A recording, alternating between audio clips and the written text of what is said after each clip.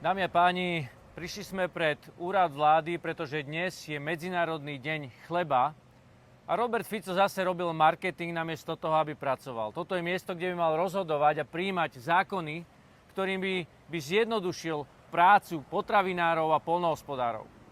Čo však vidíme práve tu, na tomto mieste včera schválili rozpočet, v ktorom krátia peniaze pre potravinárov a zavádzajú pre nich rôzne povinnosti a dane, ktorým zvyšujú pre nich náklady.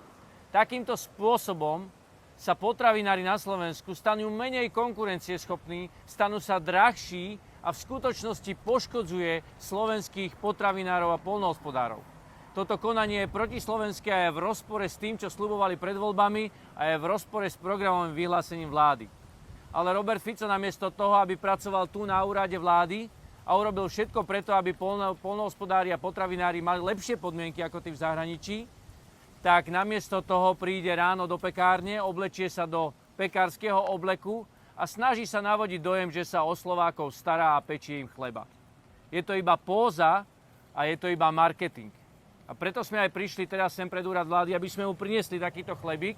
A teraz odozdám slovo Michalovi Kičovi, ktorý sa tejto téme venuje a povie vám viac o tom, ako poškodzuje slovenských potravinárov. Dámy a páni, keďže pán premiér doniesol pekárom chlebík ako darček, tak aj my sme mu doniesli, ale veľmi malý chlebík, pretože taká je jeho zásluha na práci pekárov a poľnohospodárov na Slovensku. A poviem aj presne, prečo sme zvolili číslo 54.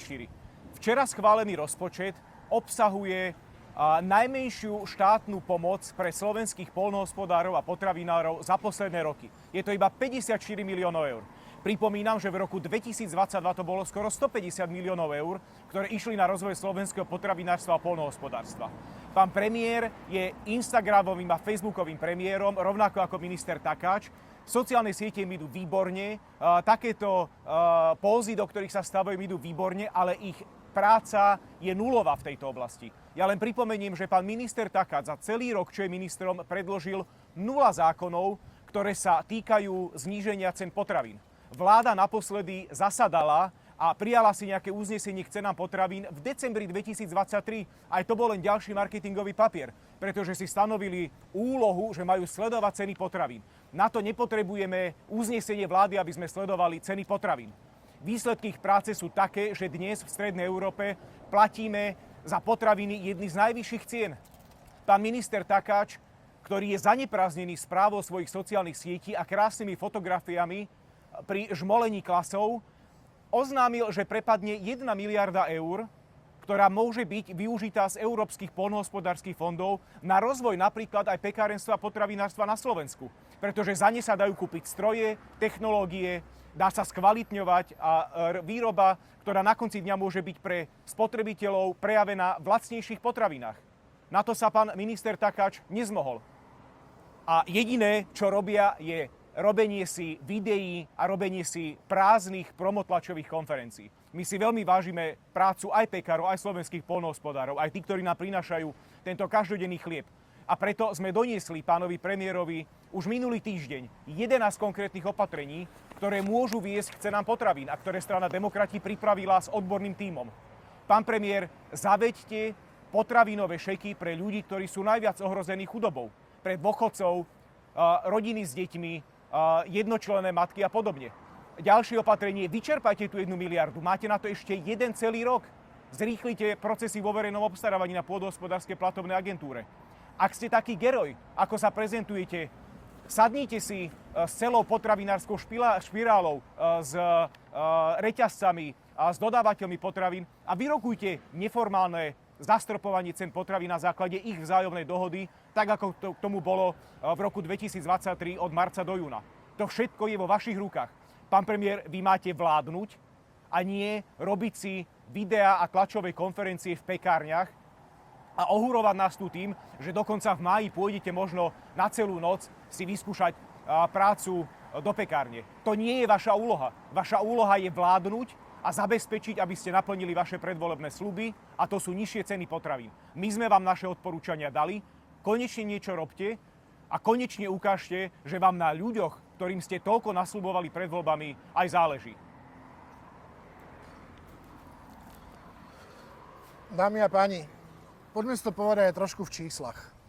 Dnes je priemerná cena za kilo chlebu 2,70 €. Priemerná cena za kilo masla 16 €. Po novom, vďaka konsolidačnému toxickému balíčku, s ktorým prišla vláda, vďaka tomu, ako povedal kolega Kiča, zníženým dotáciám pre poľnohospodárov, táto cena chleba po novom bude niekde medzi 3,10 € a 3,20 €. Pozrieme sa na to ale z praktického hľadiska, zo života bežných, obyčajných ľudí v regiónoch, ktorí zarábajú 800 € mesačne. Tak na taký chlebík tento človek bude robiť 1 hodinu. Na štvrtinku masla takýto človek bude robiť ďalšiu hodinu. Je potrebné si povedať, že vďaka vláde Roberta Fica, vďaka toxickému pseudokonsolidačnému opatreniu a vďaka zníženým dotáciám sa pre ľudí tieto základné komodity stávajú luxusom. Možno sme dnes všetci zvyknutí, že chlieb nemôže chýbať na našom stole, tak ako sa často v modlitbách hovorí chlieb náš každodenný. No povedzme si realitu, že pre mnoho ľudí ten chlieb bude veľkým luxusom, ktorý nebude môcť prevádzať ich stôl každým dňom. A tak ako sme dneska zvyknutí na to, že máme veľký, pekný, voňavý chlebík na stolíku, tak pre mnoho ľudí takýto malý chlieb bude realitou. Pán premiér Fico sa zadúša, že podpísal memorandum s pekármi. A ja teda vyzývam a teda hovorím, milé pekárky, milí pekári, ako dopadlo memorandum, ktoré podpísala vláda so zdravotníkmi? Máte pocit, že sa dodržalo? Pre vládu je to iba zdrab papiera. Pre vládu je toto memorandum iba marketingový artikel, ako oblbnúť bežných ľudí, že niečo naozaj robia. Dámy a páni, minulý týždeň sme poslali pánovi premiérovi konkrétne riešenia, pretože nám na slovenských potravinároch a poľnohospodároch záleží.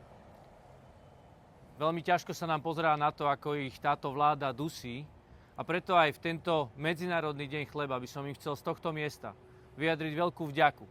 Chceme vám poďakovať za to, že naozaj ťažkou prácou zabezpečujete pre nás ten chlieb náš každodenný.